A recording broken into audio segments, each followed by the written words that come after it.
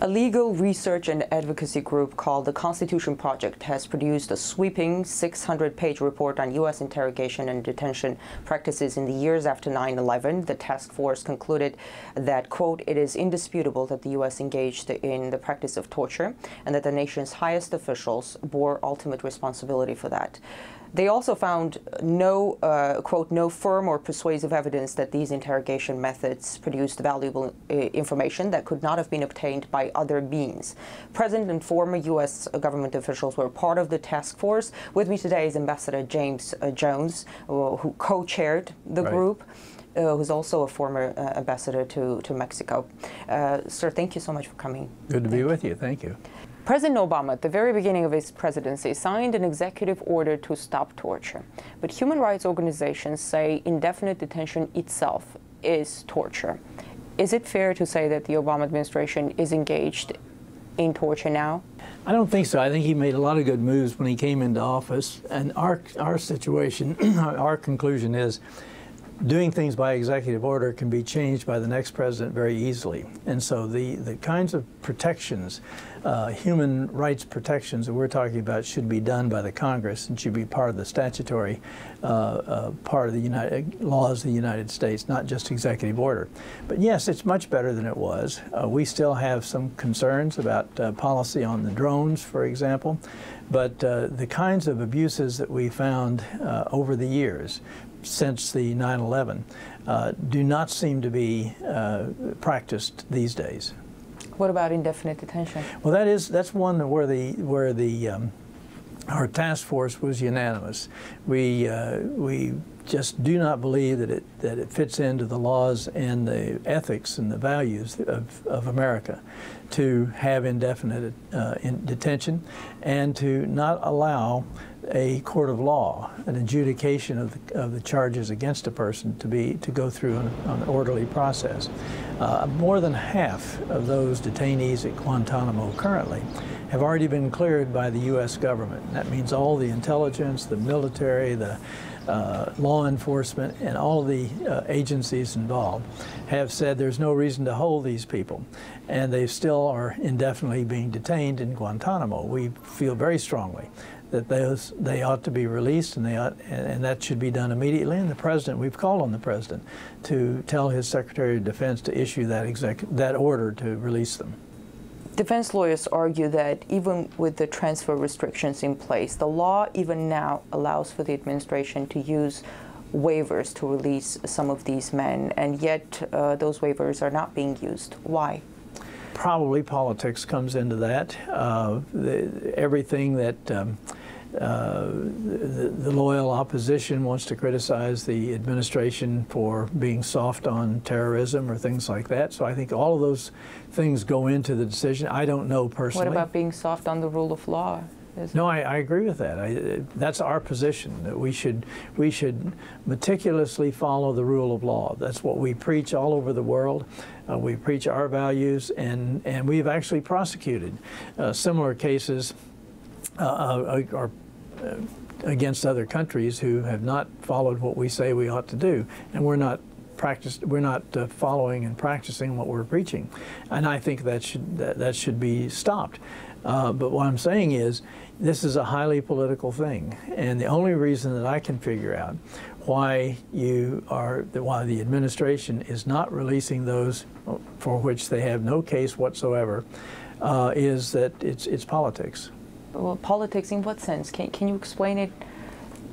Well, sometimes politics doesn't make any sense, but it's the charge that, well, the fear that if you release some of these prisoners that have been accused of being terrorists in the past, and they do something else, or you find them going into terrorist organizations, you will pay a heavy political price for that.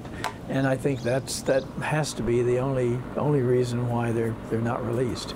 So many of these men have fallen victim not just to their wrongful capture, but now to U.S. politicians' assumptions of what they may or may not do.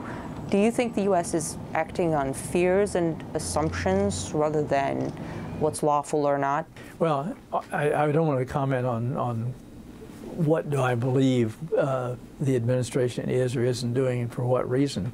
But what we tried to do in our panel on our task force was to find those things that we could either by interviews or public information ascertain is accurate. And what we found is that, and what we concluded was indefinite detention for these people, more than half of those at Guantanamo, should not continue. But do you think it's a form of torture, indefinite detention itself? Well, I think I don't know that there's a legal definition of that, but I think there has been expressed by many ethicists that to have indefinite detention with no prospects for being released is a form of torture and does lead to things like the hunger strikes and things like that. Currently, to the defense lawyers, it seems like an impasse, a dead end. What will change the status quo, in your opinion? Well, I think there are a couple of things. Number one, there are still legal processes that they can go through, and I think that some of the legal defenses are being prepared at the present time. The other is just politics itself, the appeal to the better instincts of the United States, the appeal to our sense of values, to our sense of ethics. Who has to appeal?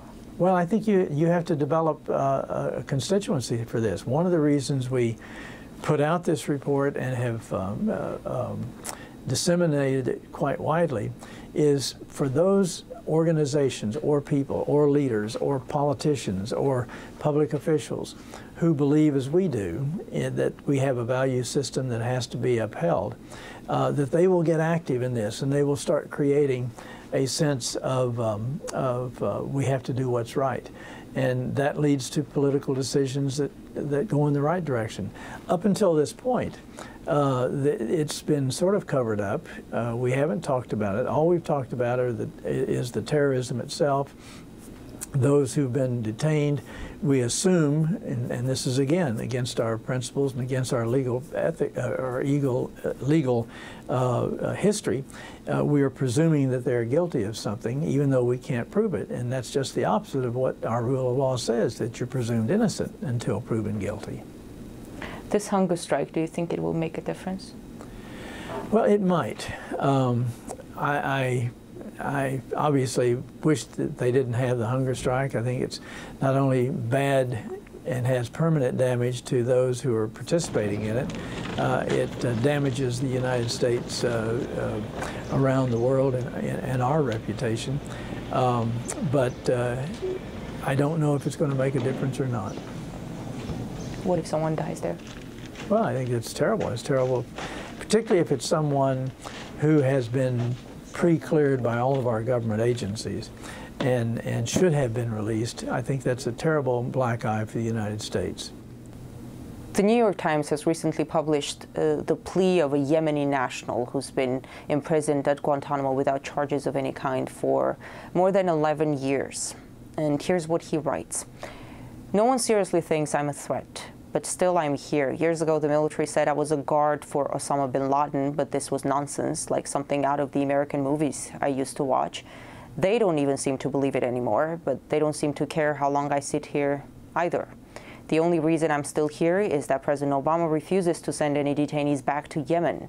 This makes no sense. I'm a human being, not a passport, and I deserve to be treated like one." This is the Yemeni. The New York Times, of course, deserves credit for publishing this letter of despair of this man. But it seems unless it's on TV, unless it's part of a national discussion, national conversation, few will actually know and care about that. Why is it not part of the national conversation? Well, nobody has taken it on. That happened in the civil rights legislation. I was in the Johnson White House, and it took many years before we were able to get a constituency that says we have done wrong by our African-American fellow Americans, and we need to change that. But they were here. They were in the face, and those Guantanamo detainees are there, and nobody seems to care about that. I understand that, but, well, you take the undocumented immigrants. They were here, but nobody seemed to care about them until just recently. We're going to get an immigration bill, I think, that's going to be fair to the immigrants who are here, both legally and illegally. All I'm saying is, when you ask, they need to win votes, and those are Guantanamo detainees, foreign nationals who will not deliver political victories or any political scores, it seems. So nobody seems to be interested in that. Well, that's what I'm saying is, until you highlight and publicize and put spotlights on the kinds of treatments they're getting, you're not going to have anything done. And it's happened in every movement in the United States history where there have been injustices. Then you first of all have to acknowledge the injustice. You then have to start developing a dialogue of the people of the United States who then demand political action be taken to correct those injustices. And I think that's what's going to happen here. But first of all, you have to unveil it. You have to show what we have done was wrong. As far as renditions, a number of countries like Canada apologized, offered compensations to former detainees, faced lawsuits, had to settle for millions of dollars for their Secret Service's involvement in the renditions of those detainees. The UK is an example. Why wouldn't the US do that? Well, as I understand it, we suspended some of the international treaties that President Reagan had actually proposed 25 years ago. The UN Convention Against Torture and inhuman treatment and degrading treatment, etc. And in those particular legal documents, you do have means of redressing the wrongs that were made. If we restore our adherence to those particular laws and treaties, there will be an ability to have injustices redressed with damages and what have you.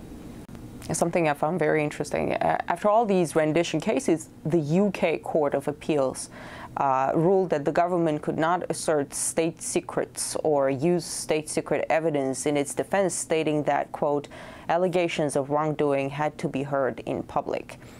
But that's the UK, and I want to ask you about the US. What kind of a message does it send when you pull out the state secrets card to shut down all torture/abuse related lawsuits, but you sent to jail the person who blew the whistle on torture? Well, we addressed that in the report to a certain degree because, for example, Lithuania and Poland both were initiating investigations as to the black sites that were in those two countries and whether there was torture and treatment, maltreatment of prisoners there, detainees there. And the United States has not cooperated with that under the so-called state secrets umbrella. And we have suggested that we should cooperate with with the countries there, and that's one of the recommendations in our report. Not to use the state secrets card? Yeah, and there are ways to cooperate and to give information without harming either personnel that under the state secrets doctrine or our particular treaty relationship with other countries. But we're not cooperating at all, as I understand it. Thank you. Thank you very much, sir. Thank you. Thank you.